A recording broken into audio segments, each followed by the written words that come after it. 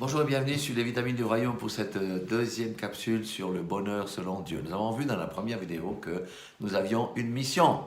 Notre mission, c'était de quoi? De porter une bonne nouvelle aux malheureux. Nous avons été oints pour cela, comme Jésus a été oint pour cela du reste.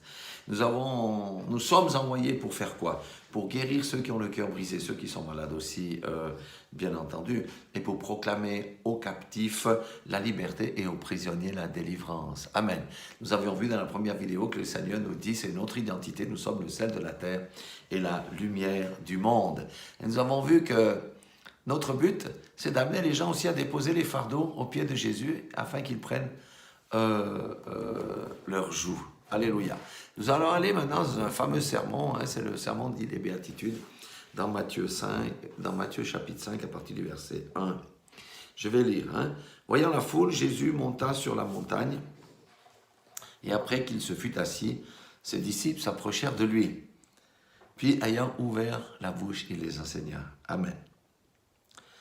Heureux les pauvres en esprit, car le royaume des cieux est à eux.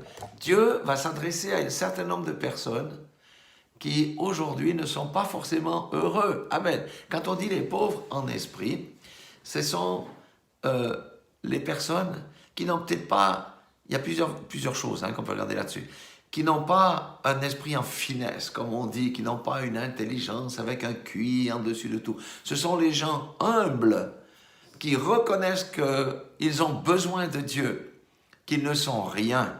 Ce ne sont pas en tous les cas ceux qui se confient dans leur intelligence. Vous savez que beaucoup de personnes, des super intelligents, ont pour idole leur propre intelligence. Et il dit ici les pauvres en esprit. Dans Luc, il dit les pauvres tout court, ce qui indique, mais ça je ferai dans une autre vidéo, la pauvreté matérielle. Bon, ici les pauvres en esprit, ça veut dire, oui, les humbles de cœur. Amen. Ceux qui ne se prennent pas pour Dieu le Père, comme on dit, ou pour la queue d'une poire, comme on dit en Suisse. Donc, ce sont les humbles de ce côté-là. Pourquoi beaucoup de personnes humbles sont peut-être pas forcément dans le bonheur aujourd'hui? Parce que les vertus que nous avons, c'est les vertus de l'égoïsme, c'est les vertus de tu vas être le premier, et les vertus de l'orgueil sont pleines dans le monde.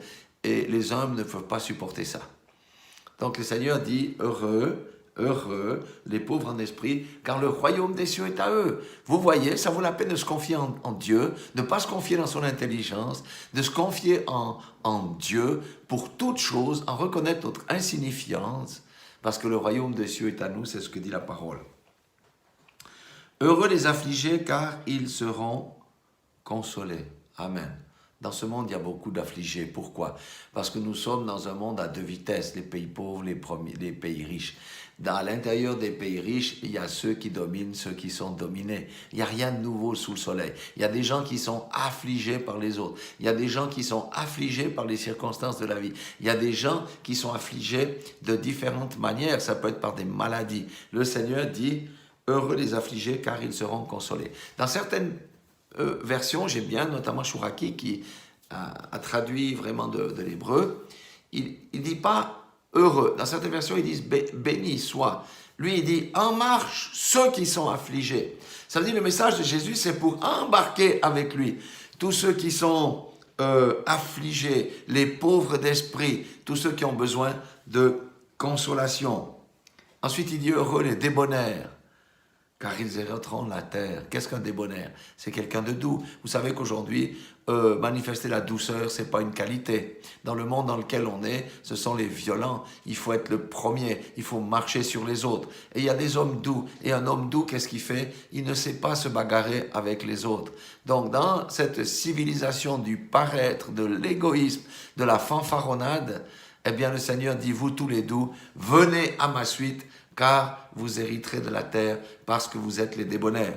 Voilà, déjà pour cette première introduction sur ces quelques catégories, la prochaine vidéo, ça sera sur les autres catégories. Mais voyez, le Seigneur invite à sa marche tous ceux qui ont besoin d'être délivrés, tous ceux qui sont captifs, tous ceux qui sont tristes. Voilà à qui Jésus promet le bonheur. Et notre bonheur à nous, c'est de faire ce que Dieu nous a commandé de faire, de prêcher cette bonne nouvelle que non, la réalité de la terre, ce n'est pas la vérité, c'est qu'il y a bien mieux derrière. Voilà, soyez tous bénis dans le nom puissant de Jésus-Christ.